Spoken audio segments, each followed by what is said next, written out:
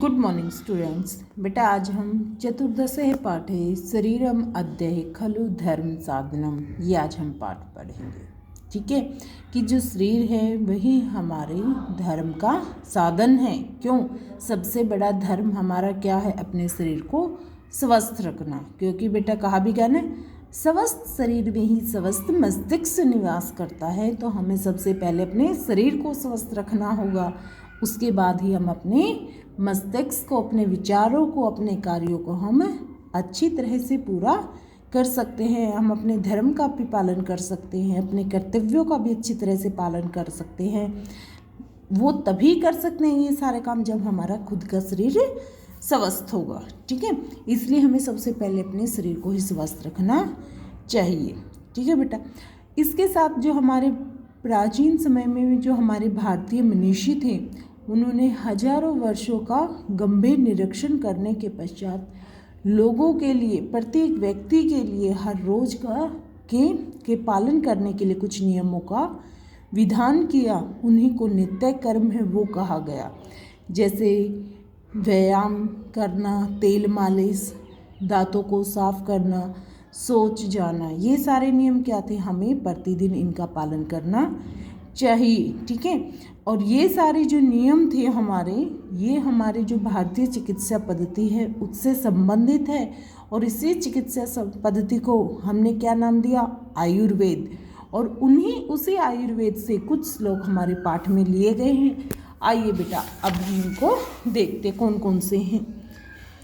पहले है बेटा हमारे प्रातः जागरणम दंत धावनम च, कि प्रातः जागरण से यानी कि सुबह उठने संबंधी और दांतों को साफ करने संबंधी नियम।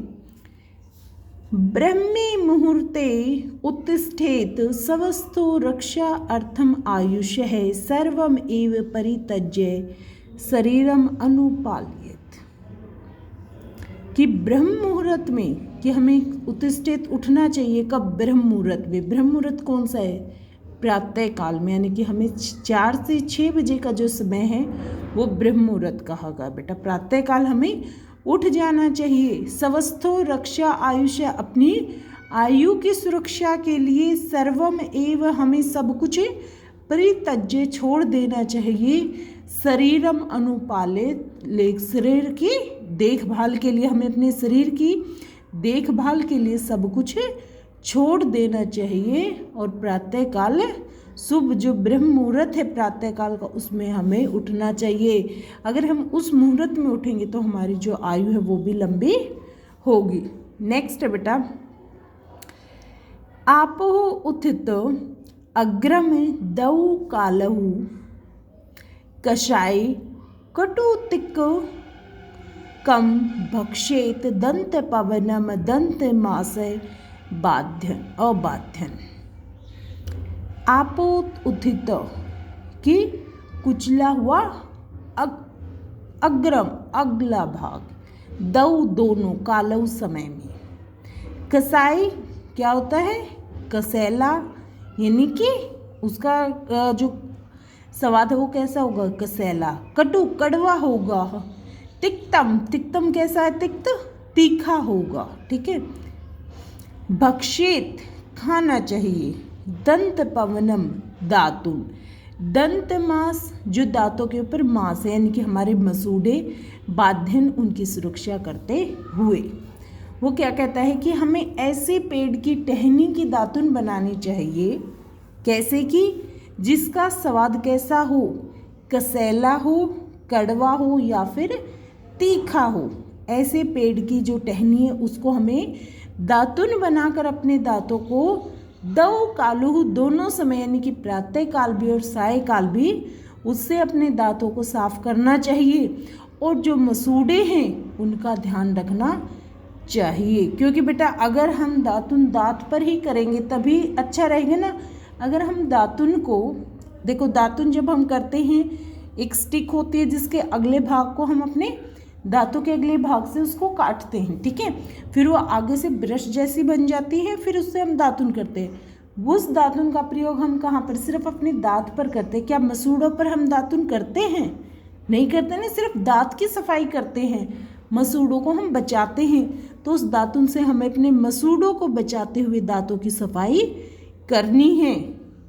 निहंती और मारते क्या, निहंती गंधम वैरस्य जिव्या दंत अशज्यम मल्लम निष्क्रिय है रुचिम आधते सद्यो दंत विशोधनम। निहंती, निहंत उसको मारते हैं, किसको, गंधम। ये बेटा हमारे इसी से रिलेटेड है, हम दांतों की सफाई कर रहे हैं, ब्रश कर रहे हैं, क्यों कर रहे हैं, जो मुंह से दुर्गंध आती है उसको क्या है, जब हम दातुन करेंगे वो गंध आएगी हमारे मुंह से, नहीं आएगी ना, वो क्या करेगी, उस दुर्गंध को वो दूर कर देगी, करती है ना। वैरस्य जिह्वा दंत, वो क्या कहते हैं, वैरस्य क्या होता है, शत्रु, ठीक है। जिह्वा जीभ, दंत दांत, अशज्य मलम इनके ऊपर के मल को। निष्क्रिय है, निकाल देना चाहिए। रुचिम आदते, रुचि उत्पन्न करती है। सद्यो हमारे दंत विशोधनम, कि जब हम बेटा अपने दांतों की हम जब सफाई करते हैं तो हमारे जो दुर्गंध है आती है, यानी कि मुंह की हमारी जो दुर्गंध है उसको वो दूर करती है, ठीक है, जो मुख में उत्पन्न होती है उसको वो दूर करती है। हमें हर रोज़ अपनी जीभ, मुंह और जो दांत हैं उनकी हर रोज़ सफाई करनी चाहिए। अगर हम इन चीज़ों की सफाई करते हैं तो हमारी खाने में भी रुचि बढ़ जाती है, क्योंकि अगर हम अपने दांतों की सफाई नहीं करेंगे तो उससे हमें स्वाद नहीं आएगा बेटा किसी भी चीज़ का। जब हम बगैर ब्रश के खाते हो, क्या खाया जा सकता है वही स्वाद आता है जैसे ब्रश करने के बाद आता है, नहीं ना। क्यों, क्योंकि जैसे ही हम ब्रश करते हैं, जैसे ही दातुन करते हैं, हमारे मुंह में क्या है, फ्रेशनेस आती है, आती है ना, हमें ताजगी महसूस होती है। वो क्यों हुई ताजगी महसूस, क्योंकि हमारे मुंह की सफाई हुई है, दांतों की, जीभ की अंदर की पूरी सफाई हुई है, ठीक है। आगे बेटा व्यायाम है च अभ्यंग च, व्यायाम यानी कि जो अभ्यास है, जो हमारे एक्सरसाइज है वो, च और अभ्यंग तेल मालिश, और ये जो हमारे आगे के श्लोक है वो किससे, अभ्यास, ठीक है, व्यायाम यानी कि हमारी एक्सरसाइज और तेल मालिश से संबंधित है। पहला क्या बेटा, शरीराय सजनम कर्म व्यायाम उच्यते लाघवम कर्म सामर्थ्यम दीपता अग्निम मेदशः अक्षय विभक्त घन गात्र तमम व्यायाम उदपजायते। शरीराय सजनम, शरीर के में जो सर्म सजनम, जो सर्म है यानी कि उससे हम जो मेहनत करते हैं, कर्म काम व्यायाम उच्यते, व्यायाम कहा गया है, यानी कि हम शरीर से जो भी मेहनत करते हैं उस मेहनत का जो हमारा काम है उसको क्या कहा गया है, व्यायाम, एक्सरसाइज कहा गया है। लाघवम यानी कि छोटी, लघुता, कर्म सामर्थ्य, कर्म के सामर्थ्य से यानी कि जितना काम करने की हमें क्षमता है, या काम करने से बेटा घर का काम नहीं है, हमारे शरीर में जितनी सामर्थ्य है, जितनी हम एक्सरसाइज कर सकते हैं, जितना हम दौड़ सकते हैं, उतना हमें दौड़ना, भागना, खेलना, कूदना, जितनी हमारी कैपेसिटी है उतना हमें व्यायाम करना चाहिए। वो ये कह रहा है कि लघुता से हमें पहले छोटे से स्टार्ट करनी चाहिए, अपने सामर्थ्य के अनुसार कर्म है वो होना चाहिए। दीप्ता, कि अगर हम व्यायाम कर रहे हैं वो कैसा हो, लघु होना चाहिए, शुरुआत में लघुता से, हल्केपन से उसको हम स्टार्ट करें, अपनी शक्ति के अनुसार हम काम करें। इससे क्या होगा, दीप्ता अग्निर, अग्नि है वो प्रदीप्त होगी, कौन सी, जठरा अग्नि, जो हमारी पेट की अग्नि है वो पैदा होगी, और मेदश है, मेद से है, अक्ष है, और हमारी जो चर्बी है, हमारा जो मोटापा है, हमारा जो फैट है उसका क्या होगा, क्षीण होगा, वो घटेगा। विभक्त घन गात्रम, और हमारा जो गात्र यानी कि जो शरीर है, जैसे बेटा हम लोकल लैंग्वेज में वर्ड यूज़ करते हैं ना गात, तो गात से क्या बन गया हमारा गात्र, ठीक है। तो जो गात्र यानी कि जो हमारा गात्र है, हमारा जो शरीर है वो भी क्या होगा, विभक्त होगा। कैसे, सुंदर हिस्सों में, यानी कि हमारा जो शरीर है वो भी सुसंगठित होगा। व्यायाम उपयाजते है, व्यायाम करने से, अगर हम थोड़े से व्यायाम से भी अपनी शुरुआत करते हैं, अपने सामर्थ्य के अनुसार करते हैं, तो उनसे भी क्या होगी, जठराग्नि है वो पैदा होगी और उस अग्नि से हमारी जो चर्बी है वो घटेगी और हमारा जो शरीर है वो भी सुसंगठित होगा। अभ्यंग आचरेति नित्यं स जराः शर्म वातः दृष्टि प्रसाद पुष्टायु सौपन सुत्वक दाढ़र्य है करित। कि अभ्यंग की जो तेल मालिश है उससे नित्यम हर रोज करने से क्या होगा, जरा कि जो बुढ़ापा है वो दूर होगा। यानी कि हम क्या है, लंबी आयु के हम होंगे। कि जो हमारे चेहरे पर कई बार बुढ़ापा नज़र आता है ना बेटा, तो वो कहते हैं कि अगर हम हर रोज़ तेल मालिश करवाएं तो जो बुढ़ापा है वो दूर होगा। शर्म में वातः, जो शर्म है वो क्या है, शर्म वातः, वाता होती है उन आलस्य को दूर करेगा। ठीक है। नेक्स्ट दृष्टि, यानी कि जो नज़र है वो प्रसादम प्रसन्नता, पुष्टायु शरीर की पुष्टि प्रदान करेगा उसको। सवपन निद्रा, सुद्वक बढ़िया निखार आना, त्वचा निखरी हुई होगी। दाढ़र्य दृढ़ता उत्पन्न करने वाला होगा।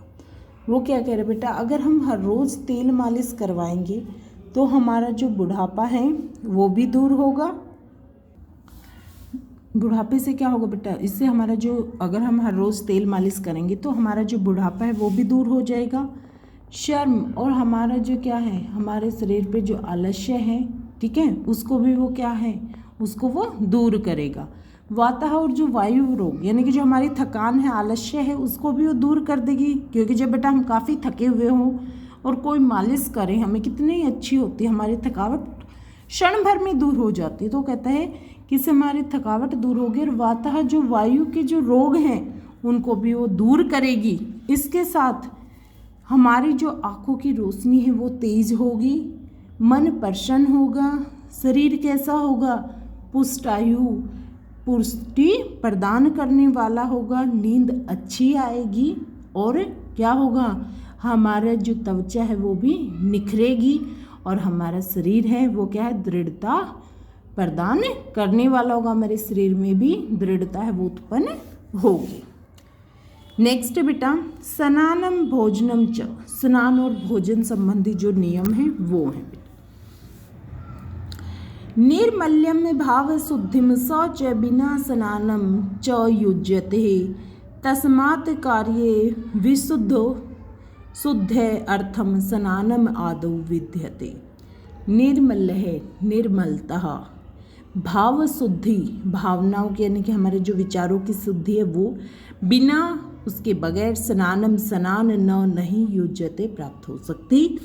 तस्मात् कार्य विशुद्ध, कि उसके जो कार्य भी वो विशुद्ध रूप से, शुद्ध रूप से, स्नान आदहु, स्नान से ही विद्यते पूरे हो सकते। वो कहते हैं कि हमें अपने बाकी सारे जो काम हैं उनमें सबसे पहले हमें अपना स्नान करना चाहिए और स्नान करने के बाद ही अपने और काम करने चाहिए। क्योंकि अगर हम स्नान करते हैं वो केवल ना केवल हमारे शरीर को निर्मलता प्रदान करता है, अपितु हमारी जो भावनाएं हैं, विचार हैं, उनमें भी वो पवित्रता लेकर आता है। दीपनम वरिष्यम आयुष्य है, स्नान मोजहो बल प्रदानम, कंडुः अक्षय सवेद तंद्रः त्रिंग दहा पांप जित।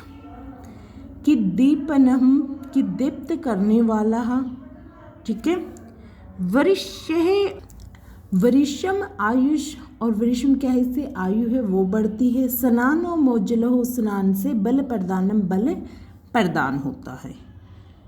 कुंडु, कुंडु क्या होता है, बोलो, वेरी गुड, कि जो हमारे जो खास यानी कि जो हमारे चर्म संबंधी जो रोग होते हैं वो बेटा, ठीक है। अक्ष है कमजोरी, सवेद जो पसीना है वो आलस्य, ठीक है। स्वेद क्या होगा, पसीना। तंद्रः आलस्य है। त्रिंग त्रिड क्या है, प्यास। दाह जलन। पाम है जो हमारा चर्म संबंधी, जो हमारे चमड़ी संबंधी जो रोग हैं वो कहता है कि अगर हम हर रोज स्नान करते हैं, ठीक है, हर रोज स्नान करने भर से ही क्या है, हमारा जो आयु है वो भी बढ़ती है, ठीक है। इसके साथ साथ हमारा जो शरीर है वो भी क्या है, बल को प्रदान करने वाला है, ठीक है। क्या है, चमक भी आएगी बेटा हर रोज अगर हम स्नान करें तो क्या है, वो प्रदीप्त होगा, ठीक है। उसके साथ साथ क्या होगी, जो हमारी जो खाद, ठीक है, जो हमारा कुंडू जो रोग है, अक्षय जो रोग हैं, उनसे भी हम दूर रहेंगे। कमजोरी है, आलस्य भी हमारा क्या होगा, दूर रहेगा। प्यास, जलन, पाप आदि जो संबंधी जो रोग हैं वो भी हमें नहीं होंगे, ठीक है ना। हमें जलन भी नहीं लगेगी, प्यास भी नहीं लगेगी, आयु भी हमारी बढ़ेगी। तो ये सब क्या काम है, ये सब हमारे कब हो सकते हैं, जब हम हर रोज स्नान करेंगे, तो उससे भी हमारे शरीर को जो बल है वो मिलता है। नेक्स्ट बेटा, भोजनांते पिबेत तक्रम वासरांते पिबेत पय निशांते च पिबेत वारी त्रिभी रोगो न जायते। भोजनांते भोजन के अंत में पिबेत पीना चाहिए तक्रम छाछ। वासरांते वासर यानी कि दिन बीत जाने पर, दिन चले जाने पर क्या आता है, रात। रात को हमें क्या पीना चाहिए, वासरांते ही, रात दिन के अंत में यानी कि रात को हमें पिबेत पय क्या पीना चाहिए, पय क्या होता है, दूध। निशा अंते निशा के अंत में यानी कि रात के अंत में, रात के अंत कब होता है, जब सुबह होती है, तो सुबह हमें क्या पीना चाहिए, वारी पानी। त्रिभी रोगों न जायते, जो इन तीनों नियमों का पालन करता है तो रोगी नहीं हो सकता। हमें भोजन के अंत में छाछ पीनी चाहिए, रात को दूध पीना चाहिए, सुबह पानी पीना चाहिए। ये तीनों नियमों का अगर हम पालन करते हैं तो हमें रोग नहीं होगा। नेक्स्ट और लास्ट बेटा, हितासी सना सयान मिताशी सयात काल भोजी जितेंद्रिय पश्यन रोगान बहुवन कष्टान बुद्धिमान विस्मानाथ। हिताशी हितकारी, ठीक है, हिताशी यहाँ हितकारी तो है बेटा, लेकिन कौन सा, हितकारी भोजन करने वाला। मितासी मित यानी कि थोड़ा भोजन करने वाला। शयात समय क्या है, काल भोजी समय पर भोजन करने वाला। जितेंद्रिय इंद्रियों को जीतने वाला। पश्यन देखा, रोगान रोगों से, बहुवन बहुत से, कष्टान कष्टों से, बुद्धिमान बुद्धिमान, विषम नाथ विशुद्ध यानी कि विरुद्ध प्रकृति का भोजन खाने से। क्या है कि जो बुद्धिमान व्यक्ति कौन है, बुद्धिमान वही है, क्योंकि हमने देखो बेटा अपने आसपास बहुत से रोगी व्यक्तियों को देखा है जो विशुद्ध यानी कि विरुद्ध प्रकृति के भोजन को एक साथ खाते हैं। जैसे दूध और लस्सी है, क्या एक साथ खानी चाहिए? आप लस्सी के साथ खीर खा सकते हो? नहीं ना।